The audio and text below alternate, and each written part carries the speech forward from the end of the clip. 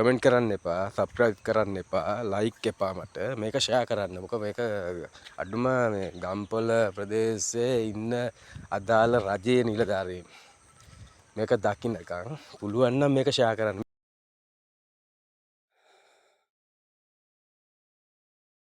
ජයසිංහගේ ගේ ගිහින්ද තියෙන්නේ නැද්ද? ගේ පුරලා තියෙන්නේ අර මෙහාට. ගේ ඉස්සරහත් වලක් හැරිලා.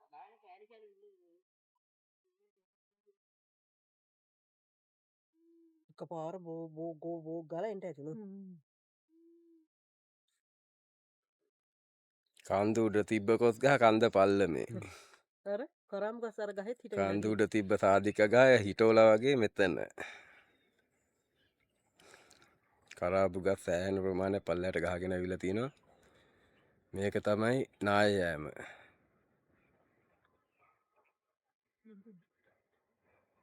මේ මිනිසුන්ගේ සම්පූර්ණ ආදායම් මාර්ගය මෙතනින් ඉවරයි. එනනේ වෙලා තියෙන අපරාධේ මේ වගේ කී දෙනෙකුට වෙලා ඇද්ද දැන්? එකපාරක් නැස්ස දෙකමාරක් ලක්ෂ දෙකමාරක ගම්බිරිස් කඩන කෑල්ලක මේ කරාබු කොච්චර කඩනව ඇද්ද? පේනවනේ. මේවා තමයි මේ මිනිසුන්ට වෙලා තියෙන කරදර මේ ගම්පොළ මිල්ල ගහමුල.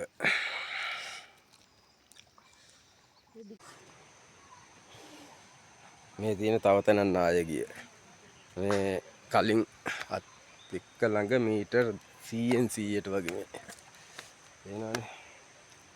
මීටර් 100න් 100ට වගේ මේ නාය ගිහලා තිනවා. දැන් මෙතෙන්ට එනකම් පස්කන්ද තල්ලුලා තිනවා අර උඩ පස්කන්ද. මේ පේන ලොකු ගලක් තියෙන උඩ. අර උඩ මිනිස්සෙකුත් ඉන්නවා මේ. ඉතින් පේනවද දන්නේ උඩ මේ මිනිස්සෙක් ඉන්නවා. බලාගෙන මේ පැත්ත මේ එතන උඩ ගයක් තියෙනවා. දැන් වැඩේ වෙලා තින්නේ ආයි වැස්සක් ගමන් දැන් මේ හේදන් ආවා වගේම ඒ ගේ ඊගාවට එනවා අපහු මේ පැත්තට. ඒ මිනිසුන්ට ඉවත් වෙන දැනුම් දීලායි කියනවා තියෙන. ඉතින් නමුත් මිනිසුන්ගේ ආදායම් මාර්ග සියල්ලම මේ පරිසරයත් එක්ක බැඳිලා තියෙන හින්දා මේ මිනිස්සු මේවෙන් ඉවත් වෙන්න කැමති නැහැ. මේ තියෙන ඔතන පේනවනේ ලොකු ගලක් ඇවිල්ලා තිනවා. ඒ කන්ද උඩ තිබ්බ ගල තල්ලු වෙලා තියෙනවා. සපයිට ඔය ගල වෙන්නේ නැති හේතුව මේ පොළ පුරුළු නැන් පස්සේ වතුර ටික පස් ටික තල්ලු කරන් එන්නේ. ඉතින් මිනිස්සුන්ගේ ජීවිතයෙන් පිටින් ඉවරයි. තමන්ගේ හදාගත්ත බව භෝග, ගෙවල් දොරවල් ඔතන කන්ද උඩම ගේකුත් තියෙනවා තව. ඊගාට වැස්සක් ආපු ගමන් මේකට මොනව වෙයිද දන්නේ නැහැ.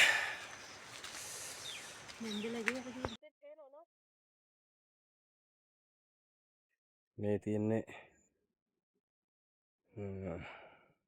කඳු වටේටම කඳු ටික. ඉතින් ඔය කඳු ටික සේරම මේ වටයම කැරකිලා පෙන්නන්නේ.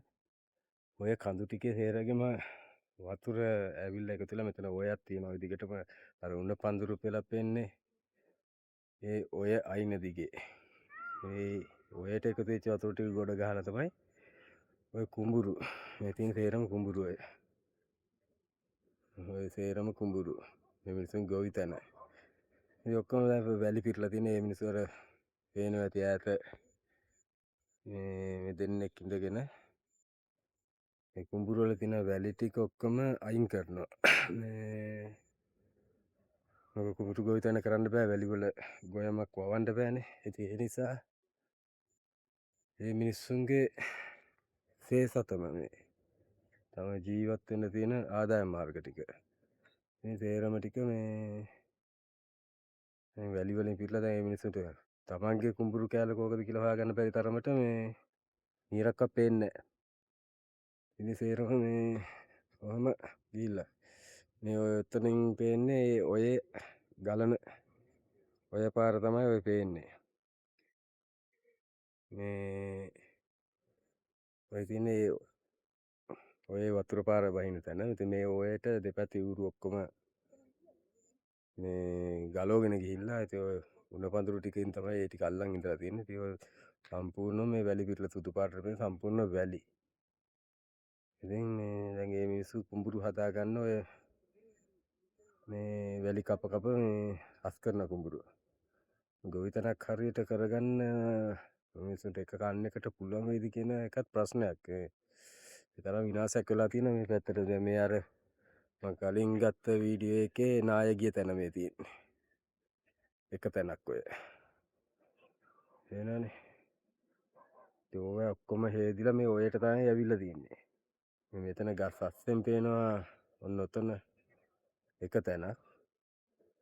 ඉතින් එතන එක නම් එහෙම බ්‍රේක් වෙලා තියෙනවා. මෙන්න මේක තමයි මේ සෑහෙන දුරට පල්ලෙහාටම ඇවිල්ලා තියෙන නාය පාර. ඉතින් මේවා මේ මිනිස්සුන්ගේ පරිසරත් එක්ක තියෙන බැඳීමම කරන විනාශයක් වගේ තමයි මේක. මොකද දැන් මේ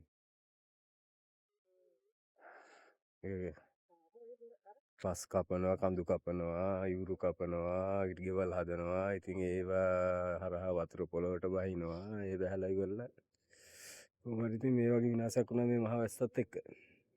මේ මිනිස්සු අසරණ වෙලා ඉන්නේ ඇත්තටම දැන්. තමගේ ගොවිතැන කරගන්න විදියක් නැහැ. දැන් මේ පේනනේ වෙලක් කරන ගමන් ඉතින් මේ යායක් අක්කර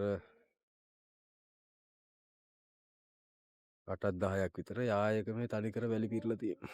ඉතින් ඔය ඔක්කොම කපලා අයින් කරන්න බෑ මේ.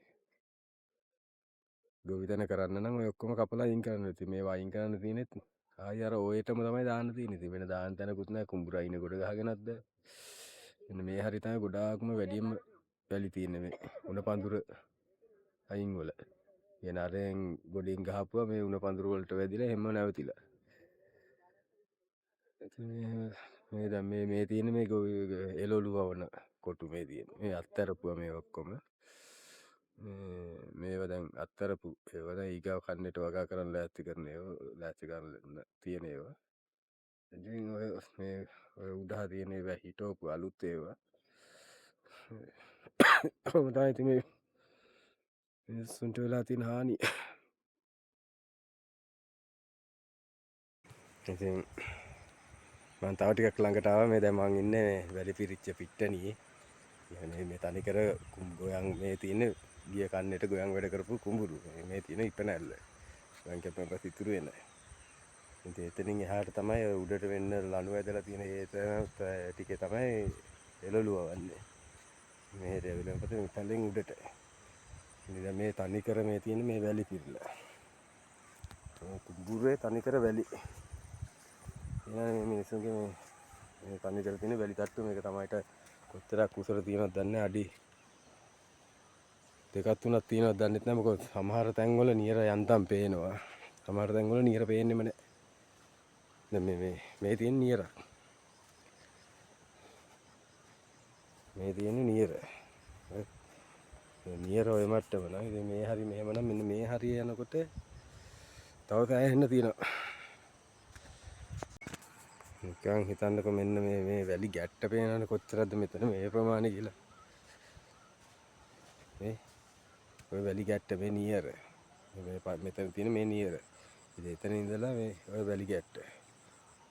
අඩියකට වැඩි. අඩි 1කමාරක්වත් නියරේ උසේ ඉඳලා අඩි 1කමාරක්වත් නියරත් අඩියක් උස වුණොත් අඩි 2කමාරක් විතර මේ වැලි ගැට්ට තියෙනවා.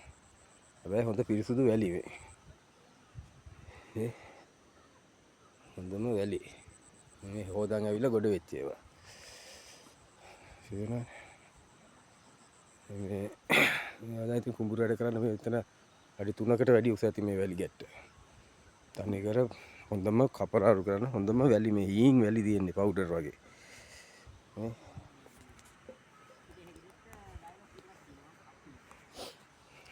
ඉතින් ඔය වැලි කන්ද තමයි මේ දැන් ටික මේ ගොවිතැන් කරන අය කපනවා මේ කුඹුර සුද්ධ කරගන්නේ.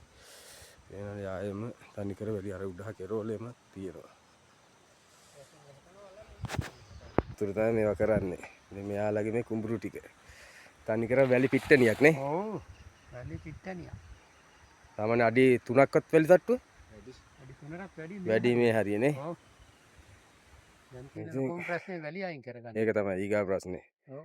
ඉතින් මේවට රජයේ වගකීම් යුත්තන් ඉන්නවනම් මේවට ඉතින් මේ මිනිස්සුන්ට උදව් කරන්න ඕනේ මේ ගොවි මහතුරුන්ට. මොකද මේගොල්ලෝ මේ ගොඩ ගොවිතැන කරන ඒරියා එක ඔය තියෙන්නේ. ඉතින් ඒ ටික බේරලා තියෙනවා. මේ මඩ ගොවිතැන කරන කුඹුරු ගොවිතැන කරන ටික තමයි මේ සම්පූර්ණයෙන්ම යට වෙලා තියෙන්නේ. ගොඩ ගොවිතැන ඒ ටික කරන්නේ නේද? ඔව්.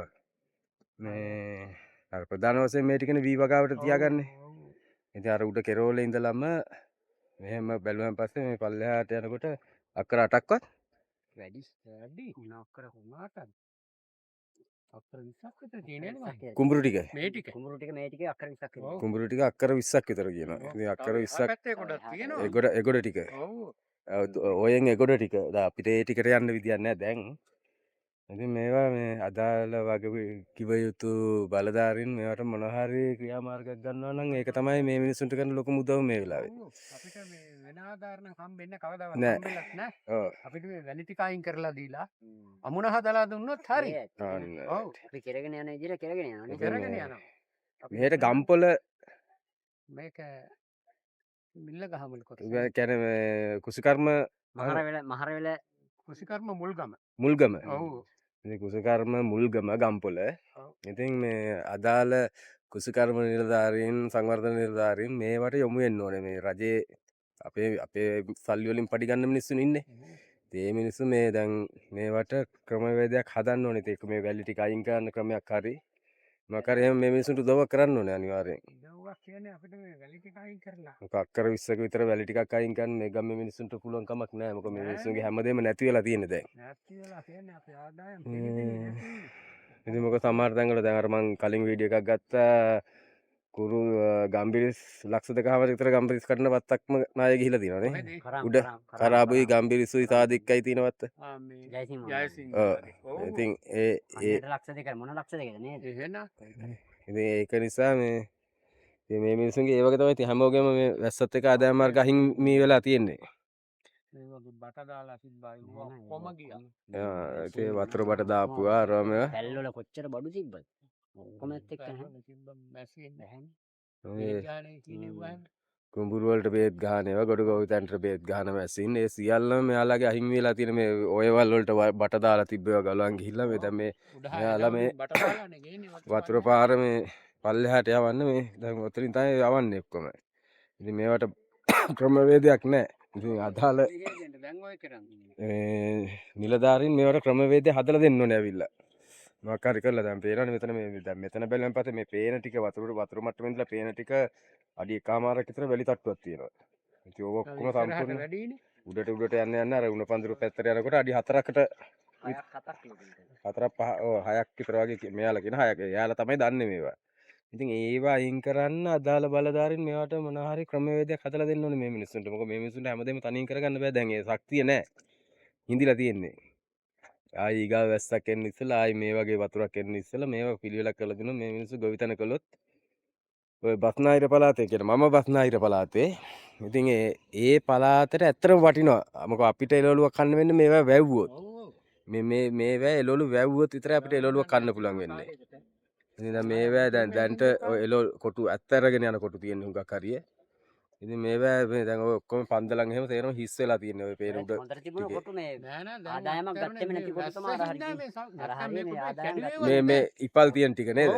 ඉතින් දැන් මේවා මොකවත්ම ආදායමක් නැලු හිටවුවා විතරලු. ආදායම ඔන්නේ මේ. ඒ කියන්නේ හැම එළවලුවකම මල් පිපෙන කාලේ. ඉතින් හිතන්නකෝ මේ මිනිස්සු ලක්ෂ ගාණක් යට කළා. මේ දේවල් මෙහෙම අස්පනා අපිටම විනාශ වුණාන් පස්සේ ආයි මොන ශක්තියක්ද මේ මිනිස්සුන්ට නැගිටින්නේ? එහා පැත්තේ කොටු වල කැඩෙන්න පටන් ගත්තා විතර. දැන් මේ මෙව්ව කැඩිලා ඉදල් වෙලා නෙවෙයි ඔය. මේවා වතුරට යට වෙලා තිබිලා එහෙම විනාශ වෙලා. ඔව්. සාමාන්‍ය මේ හරිය වතුර මට්ටම අඩි 30ක්වත් අඩි 15ක් විතර තියෙනවා. 15ක් විතර වගේ. මොකද ගම්පල අඩි 25ක්ද අඩි 15ට වැඩි මම අර හරියට වදිනවා කියන්නේ මෙහෙන් දැන් බලපුවා. ඉතින් කෙලින්ම අඩි 20ක්වත් අඩුම තරමේ. මොකද ගම්පල ස්ටේෂන් එක අඩි 20 කීයක් කිව්වා? 25ක් කිව්වා ගම්පල ස්ටේෂන් එක ළඟ අඩි 25ක් වතුර. ඉතින් හිතන්නකෝ මේ ඒ කන්ද උඩනේ. ගම්පල ටවුන් එක උඩනේ තියෙන්නේ. ඉතින් දැන් මේ වලේ ඉඳලා මෙතන අඩි 20කට වඩා මෙහෙත් වතුර තියෙන්න බෑ අනිවාර්යයෙන්. ඉතින් ඒක නිසා මේ පුළුවන් නම් එහෙම යට වුණා. මහින්ද ගියානේ. ඔව් මං ගියා. අදාළ බලධාරීන් මේවට ක්‍රියාමාර්ගයක් ගන්නට මේවට මේ මිනිස්සුන්ගේ දුක දැකලා ඔය අපේ ගොවිතැන කරන මිනිස්සු රස්සාවල් කරන අපි හැම මහජන මුදලින් පඩි ගන්න ඒ අදාළ ගොවි නියාමකවරු සංවර්ධන නිලධාරීන් ඒ ඔක්කොම එකතු වෙලා මේවට මොකක් හරි ක්‍රියාමාර්ගයක් ගන්න වෙන සම්පූර්ණ ඔක්කොම විනාශ වෙලා තියෙනවා. ආයි මේ මිනිස්සුන්ට සපෝට් එකක් දුන්නේ නැත්නම් මේ අවුරුදු ගානකට ගොවිතැනක් කරන්න හම්බෙන්නේ ආයි. මොකද මේ වැල්ල මඩ වෙන්න එපා ගොවිතැනක් කරන්න. ඒක නිසා මේ වැල්ල මඩ කරන එක නම් බොරු කතාවක්. මේ හොඳම දේ තමයි මේ වැලි ටික මේ වැලි කඳු කෙලින්ම ඒවා අයින් කරගන්න ක්‍රමවේදයක් හදලා දෙනවා නම් ඒක තමයි අපි යන්නද මාමා? අපේ පඩි සල්ලි වලින් කරන්න පුළුවන් හොඳම වැඩේ. ඔයාලට අපි ගෙවන බදු සල්ලි වලින්. මේ තියෙන්නේ මේ ඔය තමයි ඔය පිටාර කරලා තියෙන්නේ. වෙන තාමත් බොර පාටයි වතුර මේ. මේ පේනනේ දෙපැත්ත කොහොමද සුද්ධ වෙලා තියෙන්නේ කියලා මේ වතුර පාර කොහොම කරකින් එන්නේ නැද්ද මෙතන. ඒ වෙලාවේ මේ හරි හිටියනම් නායට ගියා වගේ තමයි මටත් වෙන්නේ. මම මේ දවස් 4කට විතර පස්සේ මේ ආවේ මෙහෙට මගේ ඥාතින් බලන්න. ඉතින් ඒ ආපු වෙලාවේ තමයි මේ ටික මේ රූගත කරගන්නේ මම දැන්. පේනවනේ කොහොමද කියලා. මේ තියෙන්නේ මේ ගොවිතැන කරන කට්ටියගේ පැලක්. දැන් මේක මේ පෝරමිටි. මේ මඩට යට වෙලා හැමම දැන් සම්පූර්ණයෙන්ම ගන්න දෙයක් නැහැ. පැලම ඉවරයි දැන්. වහලේ විතරයි තියෙන්නේ. මේ ඔක්කොම පෝරමිටි ටික තේරෙම මෙහෙම කියලා මේ හොම වෙලා. ඉතින් මේක ගන්න දෙයක් නැහැ. දැන් මේවත් කුඹුරු තමයි මේ. ගොඩ ගොවිතැන කළාට මේවත් කුඹුරු. උඩට යනකම් කුඹුරු තියෙන දිය වතුර ගලන කුඹුරු. ඉතින් දැන් මේවා වතුර පාරවල් වෙනස් කරලා හරස් කරලා ඉතින් මේ ගොඩ ගොවිතැනට මේ ටික දියන් ඉන්නවා. ඉතින් මේක මම මේක ෂෙයා කරන්න, ලයික් කරන්න, කමෙන්ට් කරන්න, සබ්ස්ක්‍රයිබ් කරන්න කියන්නේ කාටවත්. මේ කමෙන්ට් කරන්න එපා, සබ්ස්ක්‍රයිබ් කරන්න එපා, ලයික් එපා මට. මේක ෂෙයා කරන්න. මොකද මේක අඩුම මේ ගම්පොළ ප්‍රදේශයේ ඉන්න අදාළ රජයේ නිලධාරීන් මේක දකින්නකම් පුළුවන් නම් මේක ෂෙයා කරන්න. මේ මිනිස්සු වෙනුවෙන් මේ දැන් මේ පේනවනේ මේවා ඇති. දැන් මේවා ඔක්කොම මේ පල්ලෙහා ටික වඳ වෙලාම ගිහිල්ලා ඉතින් අර උඩ අරවයි කිසිම ප්‍රයෝජනයක් ගත්තේ නැහැ අර කොක්කු ඉන්න සීමාවෙන් එහා ටික. ඉතින් ඒකින්ද මේක මේ ෂෙයා කරන්න පුළුවන් නම් මට එච්චරයි ඕනේ. මොකද කාට හරි ගම්පොළ ප්‍රදේශයේ අදාළ නිලධාරීන්ට දකින්න මේක ෂෙයා කරන්න මේ මිනිස්සුන්ට සපෝට් එකක් දෙන්න කියලා. එහෙනම් රයිට්.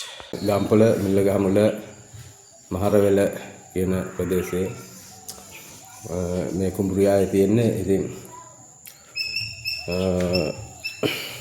ඒ වෙලාවේ ඒ කුඹුරියාවේ දැක්කම මට මාර දුකක් ඇති වුණා. මම ඉස්සර දකින්න ඔක කොළ පාට, තනිකර කොළ පාට. මේ දැන් ඒක තනිකර සුදු වැලි තලාවක් කියලා තියෙන්නේ. ඉතින් මම මේ වීඩියෝ එක කරන වෙලාවේ පොඩ්ඩක් ඒ වෙලාවේ දැනුණු ඒ හැඟීමට මම ඒ රෙකෝඩින් එක කළාට ඇත්තටම හැමෝම අපහසුතාවයට පත් වෙලා ඉන්න වෙලාවක්. කඳුකරේ නාය ගිහිල්ලා කැලණිගඟ දෙපසින් ඉඳන් පොළොන්නරුව අනුරාධපුර ඒ පැතිවල ගම් වතුර ගල්ලා හැම ගොවිතැනක්ම දේපලක්ම මිනිස්සුන්ගේ අයින් වෙලා තියෙන වෙලාවක දැක්කේ ඒ සිදුවීමේදී මට දැනුණු ඒ වේදනාවට මං රාජ්‍ය නිලධාරීන් ඒ දෙස යොමු කරන්න කියලා ඉල්ලීම් කළාට මම දන්න සමාජයට ග්‍රාමසේක මහත්තුරු ඇති රාජකාරිය කරන්න ගිහිල්ලා එනකොට ගේ පිටින් නාය ගිහිල්ලා සමහර ගම් වතුරට යට වෙලා සංවර්ධන නිලධාරීනුත් ඇති ඒ වගේ ගොවි නියාමකවරුනුත් ඇති සමහරට ඒ අයගේ ඉන්න හිටින් තිබ්බ තැන් සමහරට නැති වෙලත් ඇති දැන්. මොකද කොහොම වුණත් බස්නාහිර පළාතේ මම කොළඹ දිස්ත්‍රික්කයේ ඉන්නේ. ඉතින් මට ගම් වතුරෙන් මගේ නිවස ආසන්නයට යන වතුර ආවා. නමුත් නිවසට දැම්මේ නැහැ. ඒ නිසා මට දේපල හානියක්වත් කිසිම එහෙම හානියක් වෙලා නැහැ. නමුත් මගේ ඥාතීන් ඉන්නේ ගම්පොළ මිල්ලගහමුල ඒ ආවට ඉතින් මම ගියා බලන්න. ඒ ගිය වෙලාවේ දැක්කේ සිදුවීම් ටික තමයි මම ඔය වීඩියෝ කරගෙන ආවේ. ඉතින් මේ මිනිස්සුන්ගේ ආදායම මාර්ග මුළු සමස්ත රටේම ගොවි ජනතාවගේ ආදායම මාර්ග අහිමි වෙලා තියෙන වෙලාවක පුළුවන් විදිහෙන් කෘෂිකර්ම නිලධාරීන් සංවර්ධන නිලධාරීන් ග්‍රාම සේවක මහත්වරු ඒජී ඔෆිස් වල දිසාපතිගේ සිට පහළට යනකන්ගේ අදාළ නිලධාරීවරුන් මේ ගැන අවධානය යොමු කරන්න. මේ මිනිස්සු පව් සියලුම දේපල අහිමි වෙලා ආදායම් මාර්ග අහිමි වෙලා කර කියා ගන්න දෙයක් නැතු ඉන්නේ මේ මිනිස්සුන්ගේ ගොවි බිම් ආරක්ෂා කරගන්න. ඒ දැන් වගේ වැලි පිරිච්ච ගොවිතැන් කරන ප්‍රදේශ කොච්චර තියෙනවද දන්නේ නැහැ ලංකාව පුරාම. ඉතින් මේ මිනිස්සුන්ට තනියෙන් ඒව කරගන්න බෑ. ඒ වීඩියෝ එකේ සඳහන් කරනවා ඒව තනියෙන් කරගන්න බෑ. මේ මිනිස්සුන්ට උදව් කරන්න කියන එක. ඉතින් පුළුවන් විදියෙන් හැකියක්මනින් මොකද නැත්තම් ඊගාවට ලොකු ආහාර හිඟයකට මුහුණ දෙන්න වෙනවා අපිට.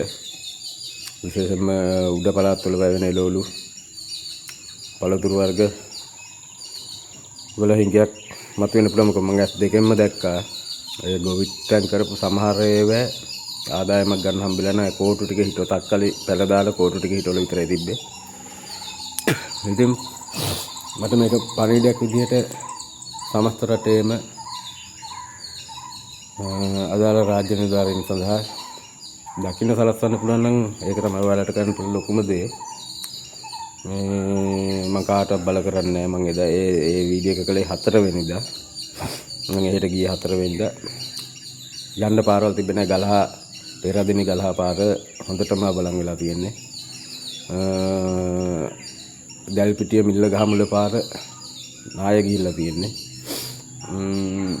මොකද පාරවල් හොයාගෙන ගියෙත් මෙහෙන් වෙනදා පැය 4කින් වගේ යන ගමනක් පැය 10ක් විතර වගේ ගියා මට පාරවල් හොයාගෙන යන්න. එහෙම මාතගම පැත්තෙන් අම්බුලා වරාගම්පලට යන්න බැලුවම ආවනල්ලෙන් පාර ගිහිල්ලා ඊට පස්සේ 40ක්දට ගිහිල්ලා 40ක්දෙන් පොතු පිටිය හරහා පිළිමතලාවට ගිහිල්ලා එතනින් පේරාදෙණිය හරහා මේ ගලහා පාර ගිහිල්ලා මස්ගොල්ල කියන ප්‍රදේශයට ගියේ. මස්ගොල්ල කියන්නේ ලංකාවේ මේ වැඩිම වර්ෂාපතන යමුණු මෑත ඉතිහාසයේ නිල්ලඹ කියන ඒ ප්‍රදේශෙන් තමයි ගියේ.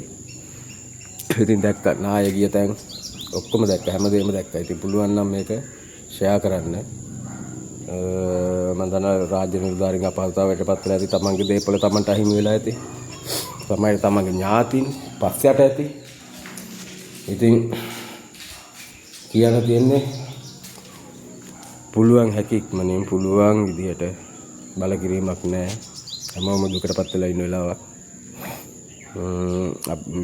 මම පදිංචි ප්‍රදේශයට ලොකුට ලාභ හානියක් නැතුණාට කැලණි ගඟ දෙපසින් ඉඳන් ජායල ඒ පැත්තටත් ගිරිඋල්ල ඔය පැත්තටත් ගම් වතුර තිබ්බ හොඳටම. මේ ඉතින් කියන්න තියෙන ඉතින් හැමතැනම වගාබිම් පාළු වෙලා තියෙන්නේ. ඉතින් අදාළ රාජ්‍ය සේවකයන් තමන්ට පුළුවන් උපරිමයෙන් බල කිරීමක් නැහැ. පුළුවන් උපරිමයෙන් ක්‍රියාත්මක වෙන්න මේ දේවල් වලට මේ පිළියම් යොදන්න. මොකද දැන් මම දැක්ක තැන වැලි අඩි 7ක විතර වැලි තට්ටුවක් පහළ කෙළවරේ උඩට එනකොට අඩු වෙනවා. ඉතින් හෙල් මලුව ගාවනේ ওই ගම්පල පැත්තේ නුවරඑළිය ওই පැත්තේ තියෙන්නේ. ඉතින් ඒක නිසා මේ පඩි පෙළවල් වගේ. ඉතින් මම කියන්නේ හැමෝටම කියන්නේ මේක ෂෙයා කරන්න. අදාළ නිලධාරීන්ට දකින්න. වෙන මොකුත් එපා. සබ්ස්ක්‍රයිබ් කරලා ලයික් කිසි දෙයක් එපා. මම දැන් කොළඹ ප්‍රදේශයේ ඇවිල්ලා ඉන්නේ. මම 4 වෙනිදා එහෙට ගිහිල්ලා මගේ ඥාතීන් බලන්න. ඒගොල්ලන්ගෙන් තොරතුරක් නැති නිසා 4 වෙනිදා ඉඳලා තියාලට උපකාරයක් කළා. 5 වෙනිදා මම ආවා කොළඹට. දැන් මම ඉන්නේ කොළඹ. මම කියන්නේ මේක පුළුවන් තරම් ෂෙයා කරන්න කියලා. අද හැම ලංකාව පුරාම සියලුම ගොවිතැන්ට අදාළ සියලුම නිලධාරීන් ඒ ගැන දැනුවත් වෙලා මේ අවශ්‍ය ක්‍රියාමාර්ග ගන්න. මොකද දැන් සහන කණ්ඩායම් ඉන්න උදව්වට ගන්න පුළුවන්. බලන්න ඉතින් උත්සාහ කරන්න මොකක් හරි කරන්න. මේ මිනිස්සු පව් අසරණ වෙලා ඉන්නේ. පිටක් වෙන්නේ මේ මිනිස්සුන්ට. මට කියන්න තියෙන ඉතරයි. සියලුම පුරවැසියන්ට බුදු සරණයි. දෙවි පිහිටයි.